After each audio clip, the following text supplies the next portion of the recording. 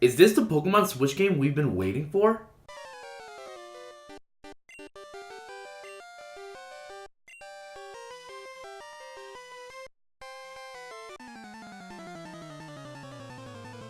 Yo, what is up guys, it's the Meteornut and I'm back with another video. First off, I want to thank all of you for all the love and support I've received for my Goku and Smash video. In no time at all, my views and subs have skyrocketed. By the time I've made this video, I'll be around the 575 mark, with the video reaching over 25,000 plus views and still on the rise. If you have no idea what I'm talking about, make sure to click here to check out that video and then come back to watch this one.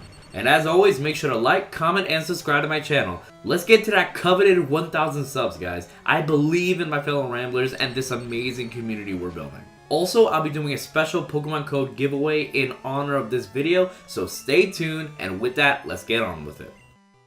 So we've just been hit with a crazy leak that's gotten the entire Pokemon community freaking, and who could blame them? The leak I'm referring to is the art and title of the possible Pokemon Switch game surprisingly named Let's Go Pikachu and Let's Go Eevee. At first, we all thought that this was fake since the last time we've heard about this leak was April Fool's. But recent information and images have surfaced that has everyone believing maybe it's legit. A 3D Pokemon Yellow version remake starring Eevee and Pikachu, who follow your character around Kanto as you meet beloved characters like Red and Blue, all while introducing mechanics to the franchise that connect the main series games to that of Pokemon Go? That in itself brings so many questions that I'll end up dizzier than a Spinda. That being said, even though these are still rumors, the legitimacy of these rumors seem to be increasing, thus leading me to also believe that this will be the Pokemon Switch game we've been told about. And if that's the case, I have some topics I'd like to bring up that I believe will help make this game the best it can be, both as a remake to Pokemon Yellow and as Pokemon's first brave attempt to becoming a home console game. Keep in mind, I will be going forth with the idea that everything stated in the leak is true, and will base certain thoughts on that. And keep in mind, this video is all filled with my own opinions, so if you disagree, make sure to comment down below, and let's have a conversation. What ideas do you have that will make this game the best it can be? So pick your starter, stock up on some Pokeballs, and let's get this journey started. These are my 5 wishes for Pokemon Let's Go Pikachu and Eevee. Number 5. I want a new original story. Let me share a little bit about my relationship with most video games. Even though some gamers play games for the mechanics and playstyle, I tend to play games for their stories. That being said, I love games with great gameplay as well. Just saying, you can't have a video game without that. The Pokemon franchise has had some really strong narratives when it comes to games like Black and White, Oris, and especially Sun and Moon. That being said, if we're going to be traveling through the Kanto region again, some updates and changes should definitely have been made during our time away from the region. Having our characters interact with Red and Blue is a good start as long as it's prevalent to the story and not just some endgame content like in Gen 7. Maybe incorporate some inspiration from the Team Rainbow Rocket storyline and have you team up with Red, Blue, and other famous trainers in order to stop Giovanni from gaining the power of Mewtwo and his Mega Evolutions. Maybe you and your rival were chosen by Mew to be the heroes of Kanto or something like that. That'd be awesome! I'd like the story of this game to really pit you against some great stakes. And it's the relationship between you and your Pokemon that gets you through it, specifically you and your partner. And I know that Pokemon is a game franchise that focuses on kids, but in reality, most fans know that more adults play Pokemon than kids these days. It's a smart move to bring us back to Kanto for the nostalgia factor that it will hold to the original fans, while also introducing new fans to the original region. Gaming companies tend to forget that kids these days are smart. And with storylines such as that from Black and White and Sun and Moon, Pokemon is shown to be one of those companies that understands that fact. Number 4.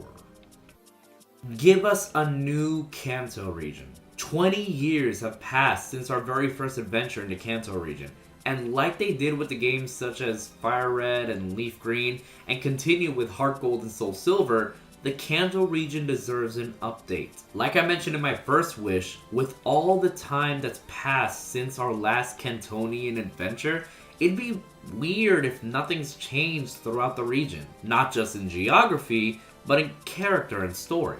Have some towns become cities, and have some cities be gone or renovated. Maybe some of the extra islands can become more prevalent. Some Elite Four and gym leaders would make the most sense to change as well. Maybe we'd see old Blaine in retirement just chilling in those hot springs that he's so famous for. Perhaps some younger gym leaders have grown up and become adults with families. Mr. Fuji's daughter probably owns a family business by now, with her partner being a Marowak. Not sure if that's touching or disturbing. I'm just saying that time has passed and things have changed. It makes sense if the region changed too. With that being said, has anyone thought of the idea that maybe Professor Oak went into retirement and now Blue took over? Imagine a really crusty old Professor Oak watching Blue give you your first Pokemon. That would be intriguing. Number 3. I'm only gonna say this once, and I'm gonna say this again. Bring back Mega Evolutions and Z moves. Similar to how people are debating between Yanni and Laurel, am I the only one who hears both? Pokemon fans seem to ask for either more Mega Evolutions or more Z moves. My answer to that is... ¿Por qué no los dos? But seriously, Generations 6 and 7 both unveiled an amazingly unique concept that in my opinion revolutionized Pokemon forever. Say what you will about them, they're game changers, which made it annoyingly depressing when Sun and Moon outright stopped the inclusion of Megas. Sure, we still had the ability to Mega Evolve, but since the beginning of Gen 6, one thing fans would always look forward to seeing is which of their favorite Pokemon would end up with an epic powered up Mega, so to take that away really killed my hype for Gen 7 overall. That being said, I also love Z moves and hope it doesn't meet the same fate.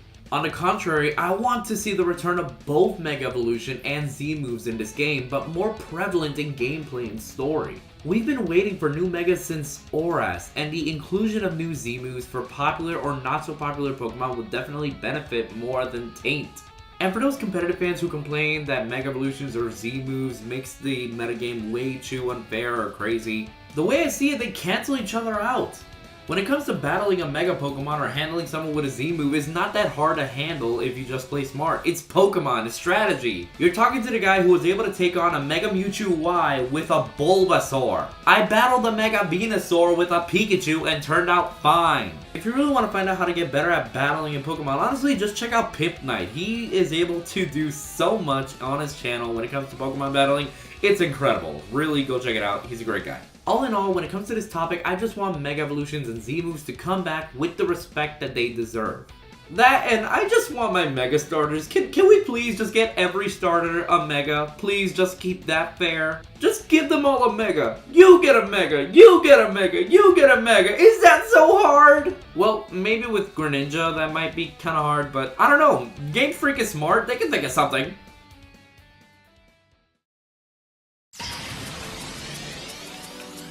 Number 2.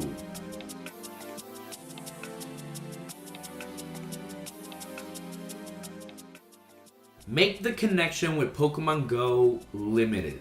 From the way the leak has mentioned, Pokemon Go has a very strong connection with Let's Go Pikachu and Eevee, which rightfully concerns an assortment of fans, including myself. With that in mind, I believe we should look at this with a different angle. If there really is some sort of connectivity between the Let's Go games and Pokemon Go, then I believe the best way to handle it is if it's a very limited connection, mainly in playstyle. Best case scenario, and this is really hoping, is that maybe Pokemon Go will add a feature that will treat the game like a modernized Pokewalker for Let's Go. Pokemon Go already tricks its players into exercising and making them walk around to move forward within the game, so why not take advantage of that and use it? It'll definitely bring back lots of interest towards Pokemon Go. The ability to transfer Pokemon you catch in Pokemon Go can also make things interesting, especially if certain rare Pokemon can only be obtained through Pokemon Go.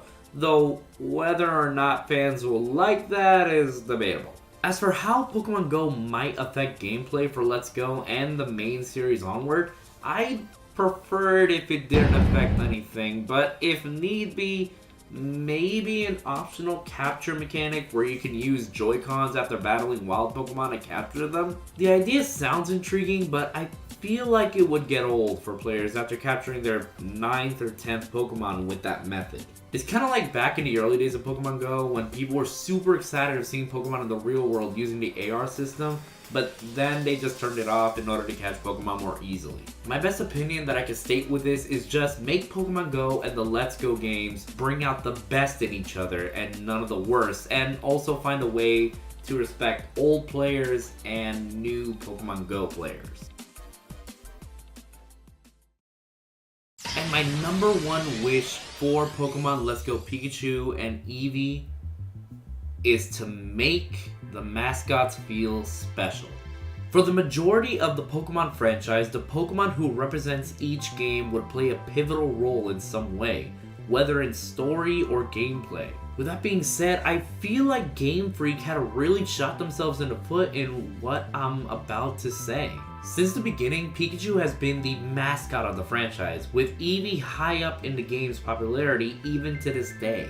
It actually makes a lot of sense to make them the mascot of what is considered not just to be an anniversary game, but a revolutionizing addition to the franchise. With that being said though, Pikachu and Eevee have little to offer. For the longest time now, these two Pokemon have become less and less prominent to the series, besides one of them literally being the company mascot.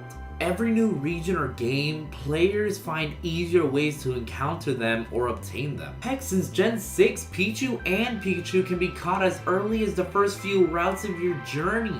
For those of you who may not realize this, since the first generation, Pikachu and Eevee have been titled starter Pokemon along with Bulbasaur, Charmander, and Squirtle. So why is it that these two quote-unquote technical starters have become so easy to catch? Remember when the only way to get Eevee was to explore certain towns or cities until you speak to a certain citizen or trigger an event that allows you to obtain one? To make matters worse, unless you're a battler like Pimp Knight, again check out his channel, he does awesome Pokemon battle videos, Pikachu and Eevee aren't even the strongest Pokemon of their type, even with the help of special items. As a major fan of both, this has been a concern of mine for a while, especially since these leaks have surfaced. But Manianut, Pikachu already had his own game with Pokemon Yellow. He got to follow your trainer around, made some cute faces, and couldn't even evolve. You're right, Internet. Pikachu did have his very own game, with Eevee being your rival's partner. And that game really utilized how powerful and fun both Pokemon can be. Except that was in Gen 1, when there weren't as many electric types as there are now. You may have noticed by now, but in all honesty, Pikachu might be getting the lower end of the stick here. At least Eevee has new evolutions or even a Mega, yes, I'm one of those guys, fight me in the comments, to look forward to. With Pikachu, I don't really know. He has no chance for a Mega. He already has like, what, 2 personal Z moves? And even if Gorchu was a thing, and dear Arceus, I hope not, that thing is creepy. The game is centered on Pikachu, not his evolutions. It's like calling red, blue, or green Bulbasaur, Charmander, and Squirtle. It makes no sense. Whether in some new gameplay mechanic or stats, or in some form of story, I want Pikachu and Eevee to get the in-game respect that they deserve. If the leaks are true, then these two have been given their own modern mainline game. That's not an easy feat. Now Game Freak just has to show us why they deserve that. I want this game to remind us why Pikachu and Eevee are so special in the first place. As mentioned in the beginning of this video, I want to let you all know that as of this video's release up until May 28th, I'll be hosting a special Pokemon code card giveaway. All you have to do to enter is click the link in the description and follow the steps from there. This time, I'm giving away some legendary Pokemon for your Sun and Moon / Ultra Sun and Moon games. This Pokemon includes the Pokemon of Time, Dialga, the Pokemon of Space, Palkia, the Pokemon of Life, Xerneas, and the Pokemon of Death, Yveltal. Again, this giveaway ends on May 28th, so what are you waiting for? Go forth and win. With that, I hope you guys enjoyed the video. There's a lot more videos I'll be making very soon, so stick around. If you like pop culture and media as much as I do, make sure to check out me and my team's channel, Random Ramblings Productions, where we have multiple series based on our love for pop culture. And please don't forget to like this video, subscribe to the channel, and click the bell to be notified of all my videos from here on out. We're getting closer and closer to 1,000 subs, guys. We can do this. Show me what my fellow ramblers can do. So with that, keep on doing you, keep on sharing laughs, and keep on rambling. See ya!